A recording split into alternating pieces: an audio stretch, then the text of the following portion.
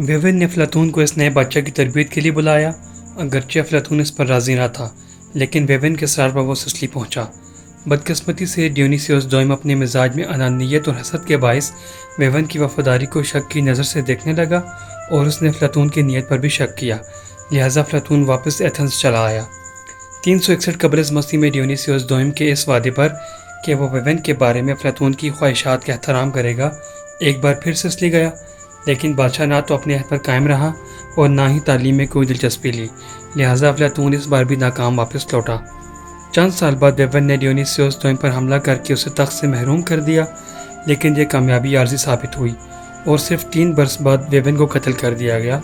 और इस तरह अफलातून की ये उम्मीद कि तबहर इल्मी के ज़रिए सुराकसे के शहरियार को मिसाली फ़लसफ़ी हुकूमत बनाया जा सकता है, हमेशा हमेशा के लिए ख़त्म हो गई। अफलातून सुकरात के सियासी फ़लसफ़े से बेहद मुतासिर था। उसने सुकरात के बेशुमार ख़यालात व एतक़ाद को अपनी कुतुब में अपने हवाले से पेश किया। उसने अपनी जुमला कुतुब मुकालमात की सूरत में तहरीर की, जो सुकरात ही का तरीक़ाकार था। उसने सुकरात की तरह तशबीह और मुशाबहत को अपनी तहरीरों में अपनाने के अलावा अपने तसव्वुरात की बुनियाद सुकरात के नज़रिया इल्म, नज़रिया हकीकत और नेकी के इल्म पर रखी। अफलातून ने सुकरात के इस नज़रिया इल्म को कि हर आदमी का फ़र्ज़ है कि वो सच्चा और हकीकी इल्म तलाश करे जो इंसान की अपनी ज़ात में पिन्हा है, अपनाते हुए तख़सीस फ़राइज़ का फ़लसफ़ा पेश किया। और सुकरात ही के इस नज़रिए से कि अशिया की हकीकत तसव्वुर अशिया में मुज़मिर है और ख़ारजी सूरत आर्जी है से मुतासिर होकर तसव्वुरियत की इस तरह इस्तेमाल की। सिबाइन कहता है कि अफलातून के सामने अल जमहूरिया की बुनियादी शक्ल में उसके उस्ताद सुकरात का ये तसव्वुर कि नेकी इल्म है मौजूद रहा। फास्टर के मुताबिक अफलातून ने जो कुछ सुकरात से हासिल किया वही उसके सियासी फ़लसफ़े पर छाया हुआ है। सुकरात के ख़याल में हुकूमत सिर्फ आलमों का हक़ है और इसी तसव्वुर की बुनियाद पर अफलातून ने आलमों की हुक्मरानी का फ़लसफ़ा पेश किया और यही फ़लसफ़ा उसकी मिसाली रियासत और फ़लसफ़ी हुक्मरानों के पसे पर्दा कार फरमा है। बिलाशुबा सुकरात ने दुनिया के सबसे बड़े मुसन्निफ़ में एक शान इस्लाह, इस बेमिसल मुअल्लम में शान तदब्बुर और इस मुफ़क्किर आज़म में शान पैगम्बरी पैदा की। अफलातून के ज़माने में एथेंस की हुकूमत अपने ज़वाल की मनाज़िल तय कर रही थी। शहरी रियासतें बहुत सी छोटी छोटी रियासतों और हर शहरी रियासत मुख्तलिफ़ुल ख़याल तबक़ात में बढ़ चुकी थी। एक तबका शहरी रियासत पर हुकूमत करने वालों का था, जबकि दूसरा रियाया का। हुक्मरान जाबिर थे और रियाया महकूम व मजबूर। हुक्मरान अखलाकी ज़वाबित से बेनियाज होकर अपने मफादात का तहफ़्फ़ुज़ करते थे, जबकि महकूम लोग कमज़ोर से कमज़ोर तर और गरीब से गरीब तर होते जा रहे थे। इस तरह हर शहरी रियासत में हुक्मरानों और रियाया के दरमियान बेगानगी और नफ़रत की खलीज रोज़ बरोज़ वसी हो रही थी। इन हालात में जमहूरियत पसंदों के हाथों सुकरात की मौत के बाद अफलातून जमहूरियत पसंदों का दुश्मन हो गया और उसने दौलतमंदों के ज़रिए एथेंस को सियासी ज़वाल से बचाने के लिए सियासी मुफक्किर की हैसियत इख्तियार की।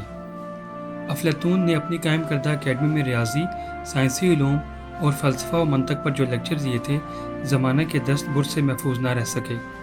उसने अपने आखिरी अय्याम में सिर्फ माबादत तबीयात पर तनकीदी मकालात तहरीर किए।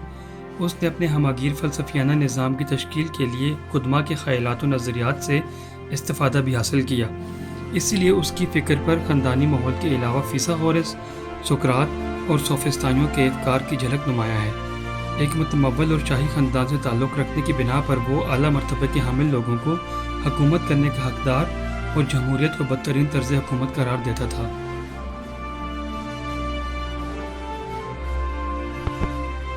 अफलातून कहा करता था कि जमहूरियत महज धोखा और फ़रेब है। आम लोगों की राय को हकीकत या इल्म का दर्जा देना जहालत है, क्योंकि राय तासुब और तंग नज़र के सिवा कुछ नहीं है। जमहूरियत मुस्तकिल कशमकश और फितना और फसाद है। अफलातून मजबूत, मुस्तहकम और पायदार हुकूमत का कायल था, जिसकी उस दौर में एथेंस को ज़रूरत थी। वो मुमलकत के ज़वाल की पहली वजह नामो नमूद, नुमाइश और शान व शौकत की ख्वाहिश को करार देते कहता है कि इससे हुक्मरान गाफिल हो जाते हैं और खुशामदियों में घिर कर अपने आला मकासद को भूल जाते हैं, जिससे आम शहरी खौफ व हरास का शिकार हो जाते हैं। मुमलकत चंद सिरी होकर रह जाती है और जमहूरियत के लिए हालात साजगार होते हैं। जमहूरियत से गिरोह बंदी और फिर सियासी जमातें जन्म लेती हैं। चालबाज और मकारिन पार्टियों के लीडर और उनमें से मुतलक अलन्नान या जाबिर हुक्मरान बनते हैं, जिनका दिल अक्ल की रोशनी और अखलाक की रहबरी से महरूम होता है। अफलातून ने सोफिस्तानियों के इस नज़रिया کہ ریاست حکمران طبقات کی خواہشات کی تکمیل کا ذریعہ ہوتی ہے کو غلط قرار دیتے ہوئے کہا ہے کہ رعایا کی بھلائی ہی حکمرانوں کی بھلائی ہے اور ریاست اچھائی کے فروغ اور بہتر عوامی زندگی کے لیے تشکیل دی جاتی ہے۔ افلاطون انفرادیت پسند ہونے کے ساتھ ساتھ تصوریت پسند بھی تھا۔ انفرادیت پسند ہونے کے ناطے وہ تسلیم کرتا تھا کہ انسان نے ریاست اپنی ضروریات کی تکمیل کی خاطر تشکیل دی ہے اور ریاست فرد کی طرح ایک عنصریتی فرد ہے، اور یہ ریاست کا فرض ہے کہ افراد کو ان کی صلاحیتوں کے مطابق جسمانی اور روحانی نشو و نما کے لیے بہترین مواقع فراہم کرے، جبکہ بحیثیت ایک تصوریت پسند اس کا کہنا ہے کہ کوئی ریاست اس وقت تک ترقی نہیں کر سکتی جب تک حکومت ایسے اشخاص کے پاس نہ ہو جو یہ جانتے ہوں کہ ریاست کی بہتری کے لیے کن چیزوں کی ضرورت ہے۔ اس کے نزدیک حکومت صرف عالموں کا حق ہے اور تعلیم ہی وہ بہترین ذریعہ ہے جس سے نیک اور بہترین انسان پیدا ہو سکتے ہیں۔